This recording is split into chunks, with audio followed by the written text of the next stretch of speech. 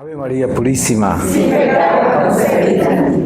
Pues le doy muchas gracias a Dios por la bendición y la oportunidad de estar con ustedes y de reflexionar sobre estos misterios de nuestra fe, sobre todo sobre el poder del Santo Rosario, que es un arma poderosa que todos sabemos que Dios nos la ha dado para que podamos vivir esta experiencia de batalla espiritual como pueblo de Dios.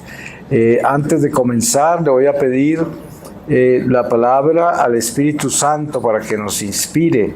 Y de antemano le doy muchas gracias a María Rosy y a su familia por recibirme aquí con tanto cariño siempre y ayudarme en esta misión. A Juanita, que también es parte del equipo que organiza mis visitas acá.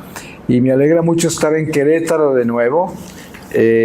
Y voy a leerles de la carta del apóstol Santiago, capítulo 1, desde el versículo 1, y dice: Santiago, servidor de Dios y de Cristo Jesús el Señor, saluda a las 12 tribus dispersas en medio de las naciones. Paciencia en las pruebas. Hermanos, considérense afortunados cuando les toca soportar toda clase de pruebas. Hermanos, considérense afortunados. Esta puesta a prueba de la fe desarrolla la capacidad de soportar. Y la capacidad de soportar debe llegar a ser perfecta si queremos ser perfectos, completos, sin que nos falte nada. Si alguno de ustedes ve que le falta sabiduría, que se la pida a Dios, pues da con agrado a todos sin hacerse rogar. Él se la dará. Pero hay que pedir con fe, sin vacilar, porque el que vacila se parece a las olas del mar que están a merced del viento. Esa gente no puede esperar nada del Señor. Son personas divididas y toda su existencia será inestable. El hermano de condición humilde debe alegrarse cuando su situación mejora, y el rico cuando se ve rebajado, porque pasará como la flor del campo. Se levanta el sol y empieza el calor, seca la hierba y marchita la flor, y pierde toda su gracia. Así también el rico verá decaer sus negocios. Feliz el hombre que soporta pacientemente la prueba, porque después de probado recibirá la corona de vida que el Señor prometió a los que lo aman. Que nadie diga en el momento de la prueba: Dios me quiere echar abajo, porque Dios está a salvo de todo mal y tampoco quiere echar abajo a ninguno. Cada uno es tentado por su propia codicia que lo arrastra y lo seduce. La codicia concibe y da luz al pecado. El pecado crece y al final engendra muerte. Hermanos muy queridos, no se equivoquen. Son las cosas buenas y los dones perfectos los que proceden de lo alto y descienden del Padre que es luz. Allí no retornan las noches ni pasan las sombras. Muy libremente nos dio vida y nos hizo hijos suyos mediante la palabra de la verdad, para que fuéramos la flor de su creación. Hermanos muy queridos, sean prontos para escuchar, pero lentos para hablar y enojarse, pues la ira del hombre no realiza la justicia de Dios. Por eso, rechacen la impureza y los excesos del mal, y reciban con sencillez la palabra sembrada en ustedes, que tiene poder para salvarlos. Pongan por obra lo que dice la palabra, y no se conformen con oírla, pues se engañarían a sí mismos. El que escucha la palabra y no la practica es como aquel hombre que se miraba en el espejo, pero apenas se miraba, se iba y se olvidaba de cómo era. Todo lo contrario, el que fija su atención en la ley perfecta de la libertad y persevera en ella, no como oyente olvidadizo, sino como activo cumplidor, éste será dichoso al practicarla. Palabra de Dios. Pues nosotros conocemos por historia sagrada de nuestra iglesia que vivimos en una batalla espiritual como pueblo de Dios. Porque yo creo que una de las condiciones más importantes para nosotros tener identificación como católicos es saber que somos el ejército de Dios y estar completamente convencidos de eso. Es como, ustedes saben que la iglesia con relación a la fe está edificada en dogmas, que quiere decir, usted para ser católico tiene que creer en todos los dogmas de la iglesia. De lo contrario, usted no se puede considerar un católico. Si a usted llega un católico y le dice que el purgatorio no existe, pues ya no es católico, porque ya se fue contra un dogma. Si le dice que el infierno no existe, peor, ¿no? Y así.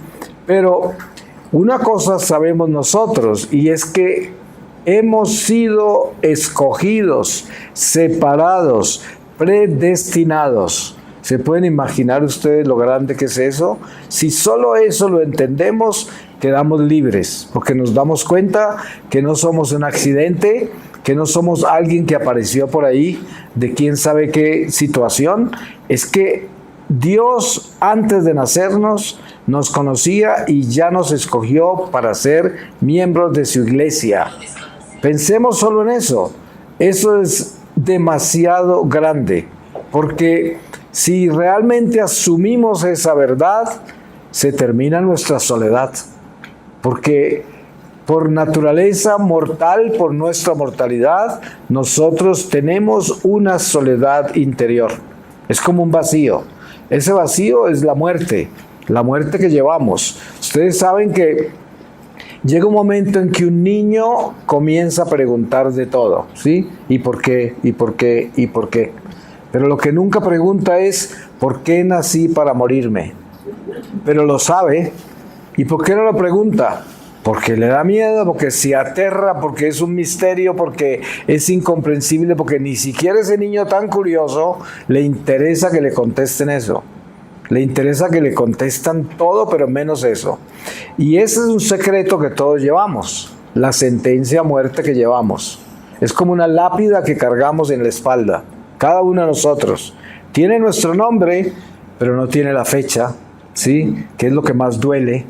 Entonces, teniendo en cuenta esto, nos damos cuenta que si entendemos quiénes somos como católicos, esa sentencia a muerte desaparece en su poder, se transforma, cambia. Se da uno cuenta que está bien, estamos sentenciados a muerte y entendemos por qué. Pero la muerte no maneja mi vida. La muerte no es mi angustia, la muerte no es mi tormento, la muerte no es mi miedo, porque yo estoy libre en Jesucristo. Yo estoy libre porque yo fui escogido por Dios desde antes de nacer. ¿Y entonces de qué me preocupo?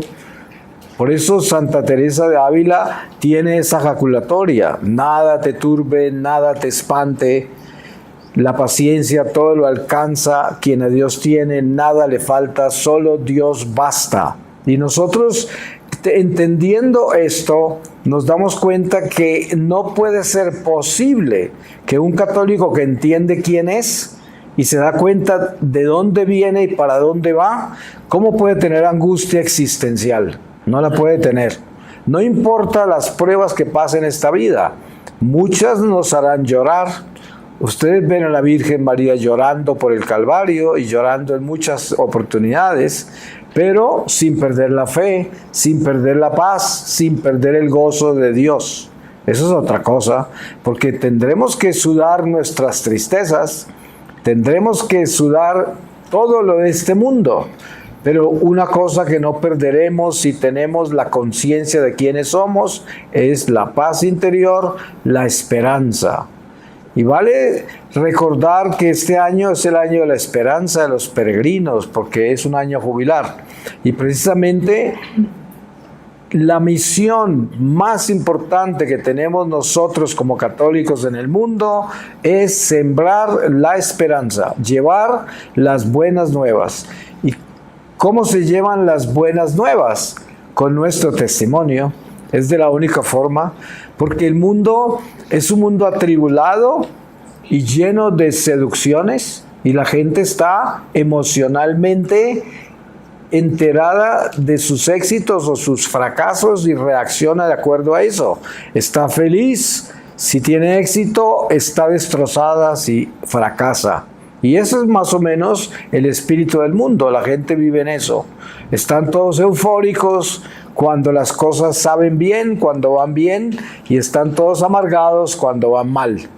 Y es la regla. Pero el Hijo de Dios no es así. Porque a nosotros no nos gobierna la euforia. A nosotros nos lleva la paz de Dios, que es un gozo, no es una euforia. La euforia es un momento, es un instante, es el placer. Por eso la lujuria sería precisamente una de las fuentes más grandes de euforia. Y la avaricia, porque ustedes pueden ver una persona que entra a un centro comercial, a un mall, a comprar algo, y cuando entra va con ese deseo y esa necesidad de lo que va a conseguir. Cuando ya sale después de haber conseguido lo que compró, no tiene el mismo entusiasmo, porque ya se perdió ese impulso con que iba, ¿no? Porque es que ese espíritu de consumismo, y obviamente que no todas las entradas a un mall son así, porque a veces nosotros tenemos una forma sana de consumir, pero yo estoy hablando de aquel que está esclavo al consumo, que vive comprando cosas y ni siquiera sabe por qué las compra. Es más, muchas veces esas bolsas ni se abren en la casa después de que llegan, y se quedan cerradas ahí por mucho tiempo, y hay muchas bolsas sin abrir.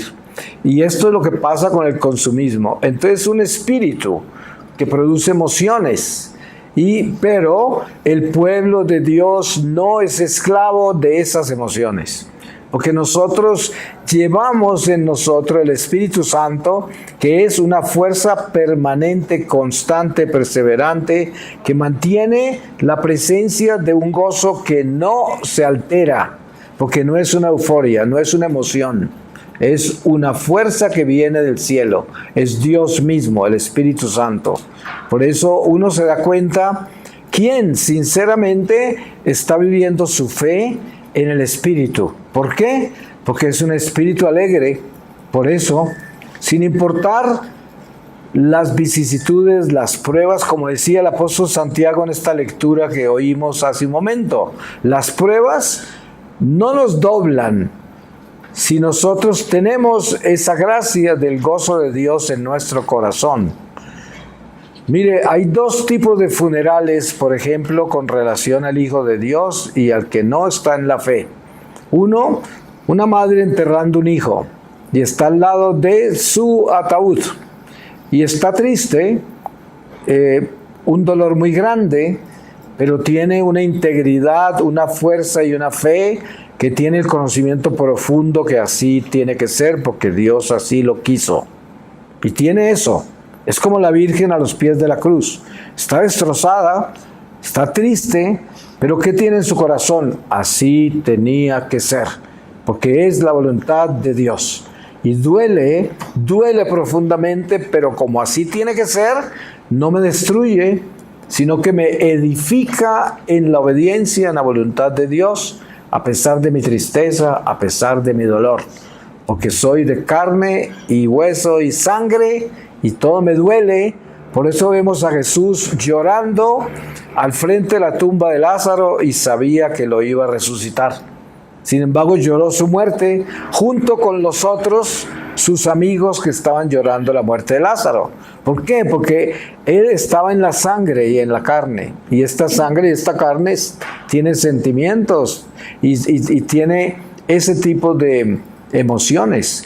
Pero interiormente nuestra fuerza espiritual, esa no se dobla, porque somos hijos de Dios, hemos sido escogidos por Él, somos un ejército militante, peregrino, de paso, de tránsito por este mundo, y a nosotros se nos confiaron las almas de este momento de la historia.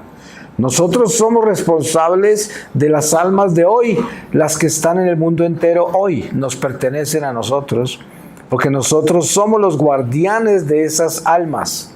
Ahora, Usted se preguntará, pero ¿cómo puedo ser yo el guardián de esas almas si mi vida es tan pequeña e insignificante y yo no hago nada extraordinario?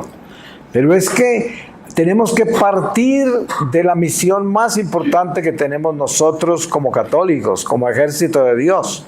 La misión más importante es que somos instrumentos eucarísticos de reparación. Miren ustedes Santa Teresita de Lisieux, del Niño Jesús. Esa santica vivió tan solo 24 años y la mayoría en un convento. Sin embargo, es un instrumento tan grande que usted lo encuentra en casi todas las iglesias católicas del mundo, a esa pequeñita. Y nunca salió de ese convento después de que entró. Entonces, ¿cómo es que esa grandeza se manifiesta en la iglesia? Porque es que nosotros, allí donde estamos, en nuestra pequeñez, en nuestra insignificancia, en nuestra nada, con nuestra comunión, el Señor hace maravillas. Con esa comunión que usted recibe. Porque somos instrumentos eucarísticos. La Eucaristía es la misión más importante que tenemos nosotros. Porque a través de la Eucaristía el Señor rescata almas cada vez que comulgamos. Ahora, estoy hablando de un católico que es un instrumento consciente de su misión. Con eso quiero decir, sabemos que para ser ese instrumento poderoso de la Eucaristía, yo tengo que mantener la vasija limpia. San Pablo dice que somos vasijas de barro que llevan el tesoro. El tesoro es eso, el Espíritu Santo en la Eucaristía. Pero para que seamos vasijas nobles para ese servicio, tenemos que ser vasijas limpias. Y las vasijas se mantienen limpias por medio de la reconciliación, la confesión. Tenemos que tener un corazón contrito, un corazón que está constantemente renovándose y concientizándose de cada paso que da. Porque estamos enfrentados a una batalla espiritual que ocurre dentro de nosotros, afuera de nosotros, y todo alrededor de nosotros, porque luchamos contra espíritus que están en el aire, potencias, poderes de la oscuridad, como dice San Pablo. Luchamos con la concupiscencia de nuestra carne, con todas las debilidades que tenemos en nosotros, y luchamos con las seducciones del mundo, con todas las cosas que el mundo ofrece, y por eso la iglesia nos enseña de esos tres enemigos: mundo, demonio y carne. Entonces, teniendo en cuenta esta batalla espiritual, nos damos cuenta de lo importante que es mantener la vasija limpia. Y para eso tenemos que estar constantemente limpiándola, constantemente. Y para eso viene lo que la iglesia nos da como herramientas, como poderes, como fuerzas para que logremos esto. Una de esas es el rosario. Miren ustedes que la iglesia adquiere armas contra el demonio a través de los siglos por las batallas libradas. Hay una economía espiritual. Ustedes se dan cuenta que Jesús nace en Belén y Herodes es rey de esa área. Y Herodes decide matar a Jesús.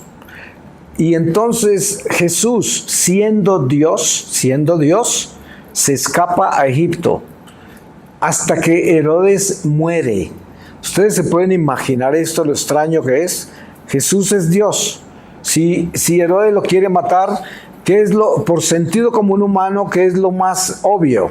Que lo mate, que Jesús termine con Herodes y que no interrumpa su carrera mesiánica, ¿no? El Señor entró en el tiempo, en la historia y en la economía de la humanidad y no la alteró en nada. En nada. Él siguió los pasos de la humanidad. Entonces aquí va esta humanidad que tiene un rey malo. Y es el resultado de muchos pecados, de muchas batallas perdidas, y por esa razón está ese rey ahí. Y entonces Dios no interrumpe esas cosas, porque la humanidad tiene que vivir las consecuencias de su economía espiritual. Entonces son batallas que se han perdido, otras se han ganado. El pueblo judío estaba en manos de los romanos. ¿Por qué? porque Dios permitió eso y castigó a los judíos. Entonces, ese Herodes que estaba ahí de rey, a pesar de que era de ascendencia judía, pero estaba sirviéndole a los romanos, era una consecuencia del pecado de los judíos. Entonces, por eso Dios, en la persona de Jesús, huye y espera que se muera ese rey y regresa. Entonces, eso nos da el ejemplo a nosotros de lo que son las batallas espirituales en la tierra. Todas tienen un sentido, ¿sí? Por ejemplo, México. Ustedes viven una situación que estamos viviendo en Colombia también, con el comunismo, con estos gobiernos satánicos, esta gente que está haciéndole culto al demonio y que están pasando leyes y pervirtiendo a los niños y aceptando cosas absurdas. El aborto, la eutanasia, las ideologías de género, y la lista es enorme de las cosas malas. Sin embargo, sabemos que este es un pueblo bendecido por Dios, con una maternidad celestial como es la Virgen de Guadalupe, extraordinaria, inmensa, que no podemos ni siquiera terminar de descubrirla. Todo el tiempo salen cosas nuevas. No se ha alcanzado a mirar bien a ese milagro, ni siquiera. Pero ahí está la gracia. Y la batalla espiritual dice, Dios permitió todo esto.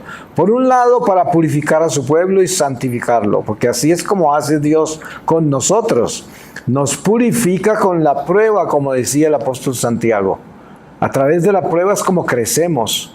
Y por otro lado, también vienen las consecuencias del pecado. Sí, también, todo eso va junto.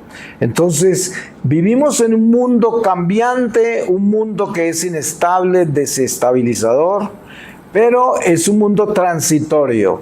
El pueblo de Dios no se puede confundir con los eventos terrenales. Yo no me puedo confundir con el gobierno de México o el gobierno de Colombia o el de Cuba o el de Venezuela. No me puedo confundir con eso. Esas son cosas que suceden porque la humanidad ha llegado a eso y en cada lugar hay una razón diferente para que eso esté sucediendo. Eso es lo que pasó en Belén con Herodes, con Jesús. Igual, son situaciones que vive la humanidad. Entonces nosotros como pueblo de Dios no podemos caer en la trampa de enredarnos con las cosas del mundo. ¿Sí? Que los eventos del mundo no vayan a interferir en nuestra fe, para nada. Porque por un lado están las almas y la salvación eterna de las almas, y por otro lado están las cosas del mundo, los gobiernos del mundo, los poderes del mundo. Miren que Jesús es camino, verdad y vida. Cuando hablamos de camino es que Jesús todo lo que hizo, lo hizo para que lo imitáramos. No porque Él necesitaba caminar por la tierra, Él vino a la tierra para caminar por nosotros, para mostrarnos cómo ser perfectos y cómo salir de acá, porque vino a darnos la libertad. Pero para alcanzar la libertad tenemos que imitar todo lo que Él hizo. Entonces miren algo importante que Él hizo dentro de todo lo que Él hizo, que es perfecto: las tentaciones a Jesús en el desierto. Una de ellas, para no entrar en todas, es que el demonio se lleva a Jesús a una montaña y desde allí le muestra todos los reinos de la tierra y le dice: todo esto me ha sido dado a mí, si te postras y me adoras, te lo doy. Es muy importante entender eso, porque ¿qué quiere decir eso? Y San Juan lo confirma. San Juan Evangelista dice: el mundo entero está en manos del diablo. Y en las tentaciones del desierto, el diablo le ofrece el mundo entero a Jesús. Y Jesús, pues ya sabemos lo que le dijo, ¿no? Pero lo que tenemos que entender de eso es dónde estamos. Porque dense en cuenta lo fácil que nos engaña el mundo. Y terminamos pensando pues que estamos aquí como en un lugar bueno. Y resulta que no. Lo único bueno que hay aquí es Dios. Es lo único bueno. Lo demás no es bueno. Entonces, y así le dice Jesús a aquel que le dice: Señor bueno. Y él dice: ¿por qué me dices bueno si el único bueno es el Padre? ¿No? Con eso que quiso decir, esto que estoy diciendo yo, que tenemos que entender que estamos en el destierro, no podemos olvidarnos. Hay que tener clara esta imagen. La palabra nos enseña que Jesús descendió. ¿No es verdad? Descendió del cielo hacia nosotros. Y cuando se fue, ¿qué hizo? Ascendió de regreso a donde vino. ¿Y qué en esos dos movimientos qué fue lo que hizo? Nos localizó. Nos mostró nuestra localidad. ¿Y qué nos mostró? Que estamos abajo. ¿No es verdad? No estamos arriba. Estamos abajo, en el mundo caído, en el destierro. Y tenemos que salir de acá. Por eso no podemos dejarnos seducir por este mundo temporal, ni dejarnos preocupar por él. Porque ¿qué es lo que quiere el demonio hacer con usted? Llenarlo de preocupaciones terrenales, para que usted se olvide de su destino eterno, para que usted se olvide del sentido eterno de su vida. Y con eso le roba la paz, se le roba la esperanza, el gozo, lo convierte en un miserable terrenal. Lo convierte en una persona que solo está amparado en la tierra, y su religión se la pervierte, porque convierte su religión en una religión terrenal donde usted va a la iglesia solo para pedir cosas terrenales, solo para que le protejan sus esperanzas, deseos, proyectos terrenales, sus preocupaciones terrenales, nada más. Y esto no quiere decir que uno en la iglesia no puede pedirle a Dios por sus necesidades temporales. Claro que sí. Es parte de nuestra vida y hay que orar por ella y consagrársela a Dios. Pero lo importante es entender que la oración más importante, el deseo más importante del pueblo de Dios es el cielo, la salvación eterna, no la tierra y no las dificultades en el mundo, sino el cielo, el destino final del alma. Eso debe estar claro en nuestra vida. Entonces, a través de los siglos, de batalla en batalla, el pueblo de Dios se gana armas contra el diablo. Un arma poderosa que la iglesia ha ganado se llama el rosario. El rosario tiene un poder muy grande porque es que el cielo le entrega a la iglesia una forma de orar que ningún demonio puede resistir. ¿Y por qué? Porque el rosario comprende todos los misterios de la encarnación, la vida pública, la pasión, la cruz y muerte del Señor, la ascensión al cielo, el envío del Espíritu Santo, el envío del pueblo de Dios a llevar las buenas nuevas, y todo esto está en el rosario. Pero la parte más fuerte del rosario es el Ave María. ¿Por qué razón? Y por eso se repiten 50 veces en un rosario, el Ave María. Eso no es un accidente ni una casualidad. Lo que sucede es esto: los espíritus viven en el eterno presente. Ellos no viven en el tiempo como nosotros, ni en el espacio. Viven en el eterno presente. Para los espíritus del mal, un Ave María representa nada menos que la derrota del demonio, porque es la encarnación del Mesías. ¿Esa anunciación qué es? Pues es el momento en que el Espíritu Santo le anuncia a María: concebirás un hijo por obra del Espíritu Santo. Y en ese mismo instante se encarnó en la Virgen. Y también aparece en el mismo Ave María la visitación a su prima Santa Isabel, que es el encuentro con el precursor, pero también el encuentro con la obediencia y el celo por la misión que siembra Dios en su vientre. ¿Sí? Ella se va pronta a visitar a su prima. Y todo es como ya comenzó la misión, ya comenzó el llamado, ya llevo al Mesías en mi vientre. Y ese Mesías despierta en el espíritu a San Juan Bautista. Por eso se dice que saltó en el vientre. Entonces, esa Ave María es tan poderosa porque los demonios que rondan los aires cuando usted reza esa Ave María no van a querer estar en presencia del Arcángel San Gabriel y María Santísima. Como ellos están en el eterno presente, al rezar una Ave María, ¿dónde quedan? Quedan ahí.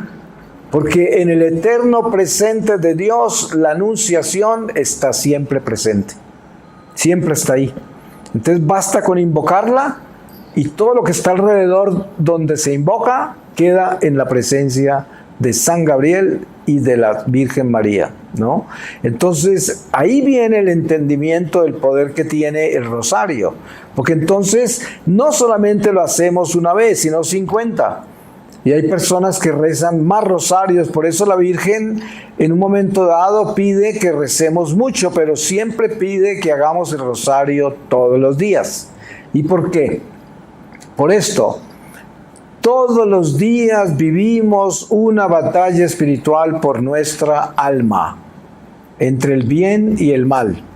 Todos los días, como el demonio no vive en el tiempo, pues, ¿qué le cuesta a él estar en nuestro pobre tiempo? Nada, porque para él no existe eso. Entonces, él está presente en nuestra corta vida, que es un instante en la eternidad.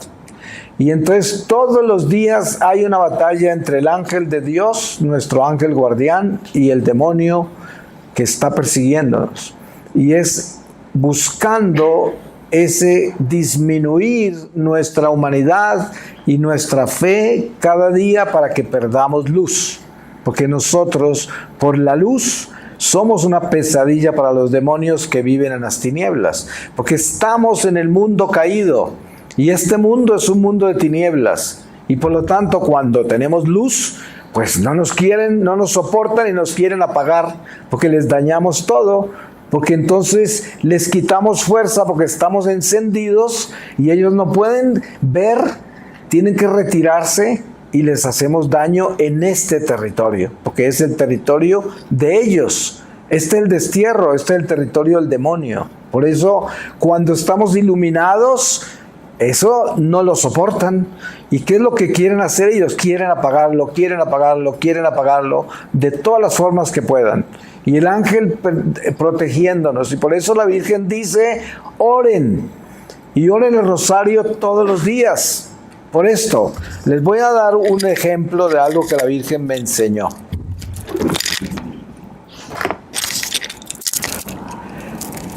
El rosario me lo muestra la Madre como un cerco que tenemos que construir todos los días, ¿sí?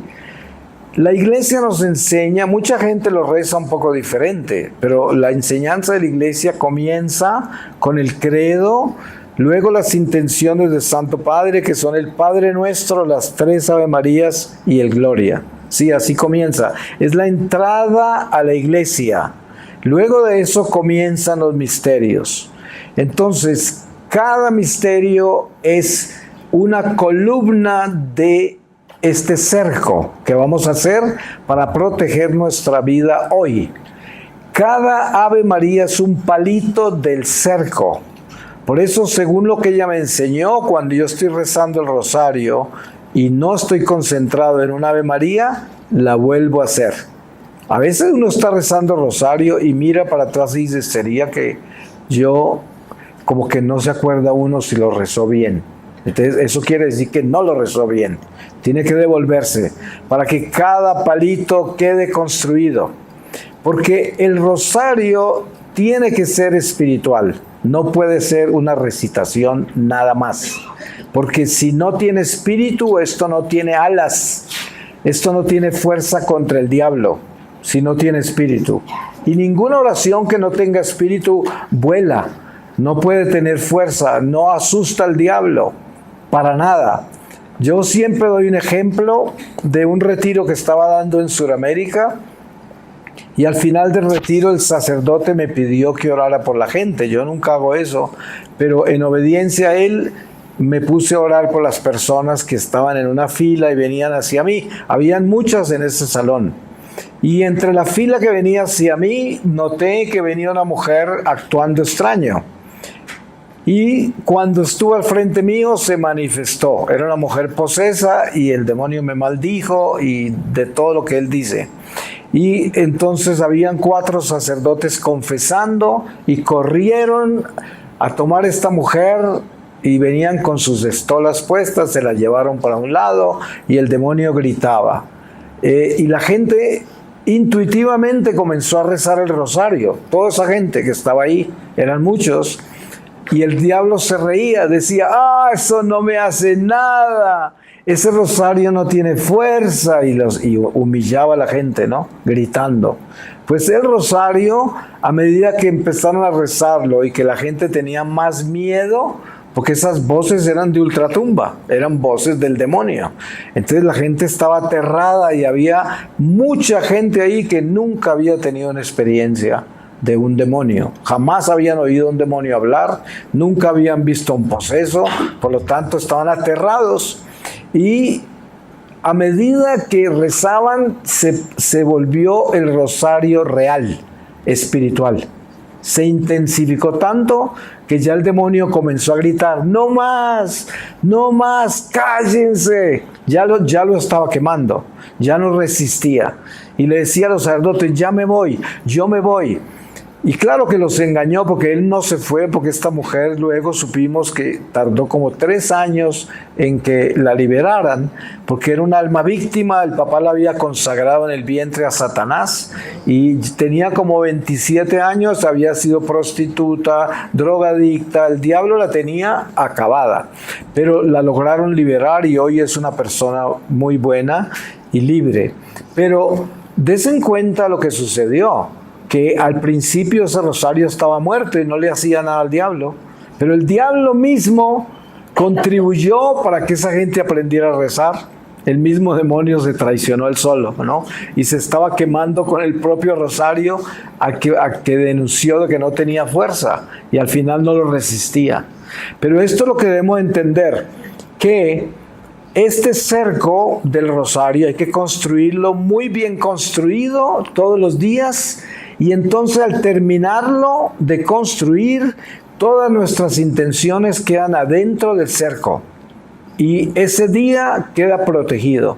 Ese día queda bajo el cerco del Espíritu Santo, con la Virgen María, con toda la corte celestial que nos protege en nuestra vida. Esto no quiere decir que estamos libres de que sucedan pruebas en la vida nuestra a pesar del rosario, a pesar de todo lo que practicamos, porque hay que tener en cuenta esto. Dios nos está moldeando al mismo tiempo que nos utiliza como instrumentos para salvar almas. También nuestra alma Él la quiere salvar y nos quiere moldear. ¿Y cómo nos moldea? De muchas formas. Yo pongo un ejemplo clásico de las Escrituras, del Evangelio, que es San Pedro. Antes de la pasión de Cristo, Jesús le dice a San Pedro: Pedro, Pedro, Satanás ha pedido permiso al Padre Celestial para pasarte por el trillo. Y yo le he pedido al Padre que no permita que pierdas tu fe. Cuando pases por esto, ve a testificarle a tus hermanos. Esto es muy misterioso, porque Pedro es el apóstol escogido por el Señor para que sobre él edifique la iglesia, y por eso le cambia el nombre de Simón a Pedro, que quiere decir piedra. Entonces uno humanamente, por sentido común, diría: pero Jesús, ¿cómo no defiende a Pedro? ¿Por qué no le dijo al Padre que no dejara que el diablo lo pasara por el trillo? Y ustedes se pueden imaginar el pobre Pedro yendo eso, mirando a Jesús. Debía decir: ¿y por qué no me defendió? ¿Por qué no hizo algo por mí? No, lo permitió, porque si el Padre le dio permiso al diablo para hacer eso, es porque el Padre sabía que Pedro tenía que ser puesto en el horno, en el fuego, para que resistiera la misión que Dios le confió. Pues muy pronto después de eso, Pedro negó a Jesús 3 veces. Que dice la historia sagrada que fue la tristeza de Pedro por el resto de su vida. Una prueba impresionante. Entonces, ahí nos damos cuenta que Pedro fue pasado por esa prueba sin que hubiese hecho nada malo. ¿Sí? No era consecuencia de sus pecados. No era algo que él hizo contra el Señor. No, fue algo que Dios permitió para moldearlo, para prepararlo para la misión que tenía para él. Entonces nosotros, a pesar de ser fieles a Dios, no podemos esperar que nuestra vida sea un colchón de rosas, ¿no? Porque vamos a vivir pruebas, vamos a vivir muchos cambios en la vida, mucha gente nos va a perseguir, muchos nos van a odiar. Y algo que nosotros nos damos cuenta, y seguramente muchos de ustedes podrán testificar, y es que cuando la persecución tiene que ver con nuestra fe, la gente que nos persigue, que posiblemente eran amigos nuestros antes y de repente cambiaron y se volvieron enemigos, muy misteriosamente siempre esas personas no solamente se alejan, sino que te quieren destruir. Quieren destruir todo lo que haces, todo lo que eres, lo quieren acabar todo, pisotearlo, destruirlo, así. Yo lo he vivido no sé cuántas veces en estos 25 años que llevo de misiones. Es incontable, pero es el mismo espíritu, es el mismo demonio, porque parece escuchar a la misma voz. Es siempre la misma forma de calumniar, la misma forma de odiar, de perseguir, la misma táctica, porque son el mismo grupo de demonios, dependiendo de la vida de uno, de la misión que tiene uno, etcétera. Pero para esto debemos tener en cuenta que el poder del rosario tiene que ver con el poder del evangelio, porque como dice San Pablo, no permitan que nadie venga a predicarles un evangelio nuevo. Ustedes saben que hay mucha gente por ahí dentro de la iglesia y utilizando la misma doctrina de la iglesia y místicos de la iglesia que pretenden traernos un mensaje nuevo. A esa gente no se les puede tocar ni la ropa, por muy santo que parezcan las enseñanzas y las revelaciones. No hay nada nuevo bajo el sol. El mismo San Pablo lo dice varias veces y está escrito en el Evangelio. Lo único que el pueblo de Dios espera es la segunda venida de Jesús. Nada más. Nosotros no estamos esperando nada más. Así de que nadie puede traernos un mensaje nuevo. Tengan la seguridad que eso no viene de Dios. No importa cuán místico parezca, cuán profundo, todo lo que ustedes quieran. No viene de Dios. Entonces, eso es lo que San Pablo advierte, y por eso el rosario tiene el poder que tiene. ¿Por qué? Porque el rosario no es nada nuevo, el rosario es el evangelio. ¿Y cómo estamos combatiendo al diablo con el rosario? Con el evangelio. Estamos derrotando a Satanás con el depósito de nuestra fe, con la doctrina que nosotros proclamamos, la fe que nos fue revelada, con Jesucristo vivo. Y esto es lo que debemos tener en cuenta, porque el poder del rosario. Ahora, estamos hablando del poder de la oración cuando hablamos del poder del rosario, la oración. Porque la oración es una comunión con Dios.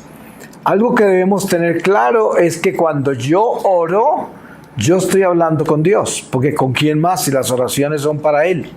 Y eso es muy grande porque es el primer mandamiento. Adorarás al Señor tu Dios con todo tu ser, con toda tu mente, con todo tu espíritu, por encima de todo. Eso es. Entonces la oración glorifica a Dios por encima de todas las cosas, porque yo al orar le doy el señorío a Dios y lo reconozco como el más poderoso, el Señor que tiene todo el poder de hacer lo que quiere, y yo lo reconozco al orar. La oración me une con Él. Ahora, hay algo muy importante de entender en esto, en este lenguaje de oración, y hay una oración que es espiritual, que es la oración incondicional, y hay una oración que es meramente humana, carnal, que es la oración condicional, que es la que usted hace pidiendo lo que usted necesita, y que si no lo recibe, pierde su fe, o se le disminuye, o se ofende con Dios, o empieza por ahí a decir, tan raro, parece que el Señor no escuchara mis oraciones. ¿Usted conoce una oración por ahí que me sirva para esto, para aquello? Hay gente que habla así, y yo me pongo a pensar, pero ¿de qué están hablando, no? ¿Qué es esto? Uno no puede tentar a Dios. Yo tengo que recordarles algo. El ejemplo de la oración perfecta la encontramos en Getsemaní. Jesús está sudando gotas de sangre y el ángel le trae una copa que él no se quiere tomar. Sin embargo, el Señor al final de toda esa batalla le dice al Padre, Padre, que no se haga mi voluntad sino la tuya. A pesar del dolor de tenerse que tomar esa copa, que eran todos aquellos que se iban a condenar antes de él regresar.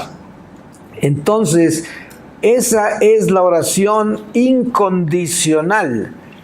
Dios quiere que yo le lleve mi vida terrenal ante Él, todas mis dificultades, mis miedos, mis angustias, mis imperfecciones. Él quiere que yo le lleve eso. Es un padre bueno, pero Él quiere que después de que yo le lleve todo eso, le diga, pero tu voluntad es la más importante, no la mía, porque tú sabes mejor. Porque tú das perfecto. Y a lo mejor lo que yo tanto creo que es perfecto para mí, no es perfecto para mi salvación. Y como tú solamente me das beneficios eternos, entonces, si no responde esta oración como yo quiero que la respondas, eso quiere decir que tú me das una gracia más grande todavía, que me va a beneficiar para mi salvación. Esa es la oración incondicional. Y por eso tenemos que tener claro cuál es la visión que tenemos de la oración, porque también se va al rosario. Yo en el rosario coloco todas mis intenciones que quedan protegidas por el cerco que construí, pero tengo que siempre, al terminar el rosario, decirle a Dios que se haga siempre tu voluntad, Señor, no la mía.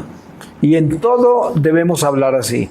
Porque entonces siempre le damos el señorío a Dios. En todo momento, no nos escapamos de eso. Y si ustedes leen con cuidado las apariciones aprobadas por la Iglesia de tanto tiempo, se dan cuenta que los mensajes de la Virgen son muy sencillos siempre. Y es hacer lo que Jesús nos dice. Es lo que ella enseña. Ella no enseña sobre ella. Ella nunca habla de ella. Ella siempre habla de su Hijo, de Jesús. Obedecer la Iglesia y hacer lo que Jesús nos dice. Ustedes saben que es muy común en estos tiempos que haya gente que aparece diciéndonos que la iglesia no hay que obedecerla porque la iglesia está muy mal. Entonces hay una cantidad de profetas falsos y videntes falsos que creen que son doctrina y tratan de cambiar las disciplinas de la iglesia, hasta cambian la liturgia. Uno va a las iglesias hoy y encuentra a la gente haciendo cosas absurdas porque ya no se arrodillan donde deben, ya no hacen lo que deben con la disciplina de la misa, sino que cada uno tiene obediencia a una revelación diferente privada y están haciendo locuras en la iglesia. Eso todo está desordenado, porque el único orden que hay en iglesia es el orden que la iglesia establece, nada más. Ningún vidente, ningún profeta es doctrina. Nosotros no podemos obedecer revelaciones privadas y obedecerlas como si fueran doctrina. Ah, no, es que un vidente dijo que yo me debo arrodillar así, que yo debo comulgar así, que yo debo rezar así, y que yo le debo agregar todo esto al rosario, y que yo debo hacer esto con el Padre Nuestro, y siguen esas cosas.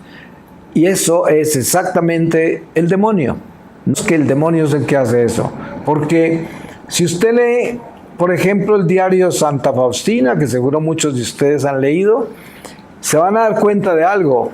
El mismo Jesús le decía a Santa Faustina que obedeciera a su confesor antes de obedecerlo a él. Él le pedía algo, pero ella tenía que ir a decírselo al confesor. Y si el confesor decía que no, Jesús le decía que obedeciera al confesor, no a él. Pero ustedes se dan cuenta de estos videntes falsos y profetas falsos que están diciendo que obedezcamos el mensaje que ellos recibieron y no a la iglesia, porque la iglesia está llena de masones, porque el obispo es progresista, porque el obispo es malo o es homosexual o quién sabe. Pero la realidad es esta. No es un accidente que Jesús dejó a Judas hasta la última cena. ¿Qué nos enseñó con eso? Jesús sabía que Judas era ladrón, que era un traidor, que era mentiroso, y sin embargo a él le confió el dinero. y ningún apóstol sabía que él era el traidor. Ustedes se dan cuenta que en la última cena nadie sabía quién era y todos preguntaban, ¿quién es, Señor? Y él tuvo que revelárselos. ¿Por qué pasó eso? Porque Jesús nos estaba enseñando que la cizaña siempre estará en la iglesia, pero que no podemos arrancarla porque de pronto arrancamos también la hierba buena, que al final los ángeles se encargarán de separarlas. Y esa cizaña será tirada al fuego, y la hierba buena se la llevará el Señor. Entonces, ¿qué quiere decir eso con relación a la vida que vivimos en la iglesia hoy? Que la iglesia tiene disciplinas. Hay una disciplina litúrgica que nos enseña cómo actuamos en la misa. Cuando te arrodillas, cuando estás de pie, cuando te santiguas, en qué forma puedes comulgar. Todo eso está escrito como una disciplina litúrgica. Y si nosotros queremos ser el católico obediente de lo que la iglesia enseña, debemos seguir esas disciplinas. Así de sencillo es. Porque si yo me pongo a enseñar, porque oí que el Señor me dijo que no están haciendo esto bien y que lo deben hacer así, y vengo a cambiar la liturgia de la iglesia, estoy haciendo lo que San Pablo advirtió, que nadie venga a enseñarnos un evangelio nuevo. El que venga a enseñarnos un evangelio nuevo, que sea anatema, o sea, que sea maldito. Así es, tan sencillo. Por eso las cosas de la iglesia no se pueden tocar, no se pueden tocar. Tenemos que ser pequeños, humildes, sencillos, obedientes. Y si alguien viene a traernos una enseñanza nueva, no le toque ni la ropa, porque es una señal de que es falso y que el demonio actúa a través de esa persona. Puede ser un cura, un obispo, porque los hay, yo conozco. Puede ser el laico más educado, más estructurado y más famoso. Porque el problema es que la gente dice, pero es muy famoso. Sí, pues el diablo es más famoso que él, ¿no? Sí. Esto es lo que tenemos que entender. No se trata de que somos populares o de que tenemos muchas credenciales universitarias, porque somos los grandes teólogos, estamos especializados en la teología del cuerpo, en ciencias religiosas y no sé cuántas cosas tiene la gente como credenciales y que los incautos se dejan engañar. Como tienen todas las credenciales, entonces hablan la verdad. Eso no es cierto. Las credenciales no autorizan la verdad, a no ser de que la verdad esté estrictamente en obediencia con la iglesia. Así, estrictamente en obediencia con lo que la iglesia tiene establecido. Así no nos guste, así no nos parezca correcto, pero es que lo que la iglesia dice es lo que debemos obedecer. Así es.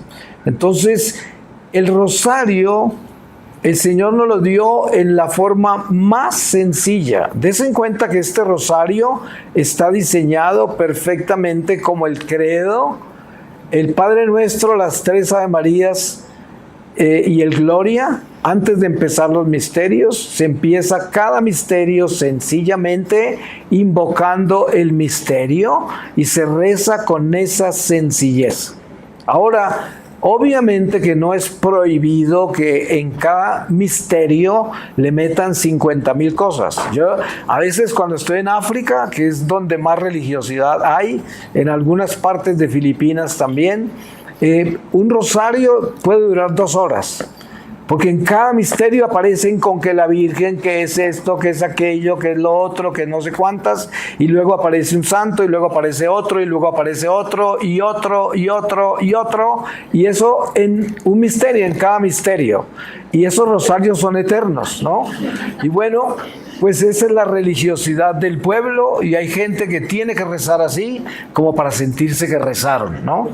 Pero para mí, como yo no soy una persona ultra religiosa en ese sentido, como rezandera, entonces para mí es muy difícil rezar rosarios así, porque para mí el rosario que más paz me da, más tranquilidad, es este sencillo como está acá, sin nada que tenga que ver con lo que no está revelado acá. Acá está revelado ya. ¿Qué es el credo? Las intenciones del Santo Padre, cada misterio, ¿no? La Virgen de Fátima nos dio un regalo muy grande, que es la oración que tenemos en todas las decenas del rosario, ahora en el mundo entero. Parte de esa oración es: lleva todas las almas al cielo, especialmente las más necesitadas de tu misericordia. Es una revelación extraordinaria de Fátima que nos enseña algo. Des en cuenta que la Virgen no dijo: lleven todos los católicos al cielo, sino lleven todas las almas al cielo, porque el Padre Celestial quiere que toda la humanidad se salve, no solamente los católicos, y por eso esa oración es tan poderosa. Y esas son oraciones que la Iglesia nos ha dado y quedan perfectamente localizadas dentro del rosario, porque es la misma Virgen que nos trajo el rosario la que trajo esa oración nueva, y por esa razón la Iglesia la utiliza. Pero entonces yo digo, es importante cuidarnos de una religiosidad exagerada, porque eso trae más que todo como un cansancio de recitación, ¿sí? Que al final va a quemar la gente. Entre más sencillo sea usted con la oración, mejor, más paz interior. Y eso le da a usted salud espiritual. Eso no quiere decir que es malo, porque hay mucha gente que malinterpreta esto que estoy diciendo yo. No quiere decir que es malo llenar cada misterio de 50 cosas. Eso no es malo. Eso no es un pecado, eso no daña el rosario, eso no cambia el rosario. Lo que pasa es que no es necesario, a eso me refiero, no es necesario. Y si no es necesario, pues ¿para qué lo hacemos, no? Entonces hay que volverse sencillo, más pequeño, más humilde, más pequeñito, y en eso le da más paz a su corazón. Tenga la seguridad que toda esa recitación, entonces, es muy importante mantener la salud del rosario, mantenerlo saludable, sí, pequeño, sencillo, tal y como nos lo trajo el cielo. ¿Para qué lo vamos a cambiar? Si el mismo cielo nos lo trajo. Si el cielo quisiera que hiciéramos 20 cosas en cada misterio, ¿acaso no nos lo hubiera dicho la Virgen María? No lo hubiera dicho. Asegúrense en que en cada misterio pongan todas las cosas que se imaginen y que necesiten y que todo eso. No, nunca lo dijo y no es necesario. Entonces, esto no se puede tomar como un juicio, porque las personas que hacen eso no están haciendo nada malo, no es demoníaco, esto es santo porque son oraciones, son buenas, no le hacen daño a nadie. Pero al final nosotros debemos convertirnos en soldados muy prácticos, muy firmes, muy objetivos, muy directos, muy al grano. ¿Y cómo hacemos con eso? Que las armas se disparen limpias y sencillas, ¿no? Y así somos más efectivos. Voy a terminar con una lectura de la palabra. Ustedes saben que este tema no tiene fin, porque el rosario abarca todos los misterios de Cristo. Entonces uno podría hablar del poder del rosario por días, horas y semanas, con toda seguridad. Pero vamos a pedirle al Padre Celestial, por medio de su Espíritu, su palabra, para que el diablo no se robe nada de lo que aquí hemos hablado. Y les voy a leer de la segunda carta de San Pedro, capítulo 1, desde el versículo 1. Dice: carta de Simeón Pedro, servidor y apóstol de Cristo Jesús, a todos aquellos que tuvieron la suerte, como la tuvimos nosotros, de recibir una fe tan preciosa y de ser renovados por nuestro Dios y Salvador Jesucristo. Que la gracia y la paz se les aumenten de día en día, junto con el conocimiento de Dios y de Jesús nuestro Señor. Su poder divino nos ha dado todo lo que necesitamos para la vida y la piedad. En primer lugar, el conocimiento de aquel que nos ha llamado por su propia gloria y fuerza. Por ellas nos ha concedido lo más grande y precioso que se pueda ofrecer. Ustedes llegan a ser partícipes de la naturaleza divina, escapando de la corrupción que en este mundo va a la par con el deseo. Por eso, pongan el máximo empeño en incrementar su fe con la firmeza con el conocimiento con el dominio de los instintos, el dominio de los instintos con la constancia con la piedad con el amor fraterno y el amor fraterno con la caridad. Pues si tienen todas estas virtudes en forma eminente, no serán inútiles ni estériles, sino que más bien alcanzarán el conocimiento de Cristo Jesús, nuestro Señor.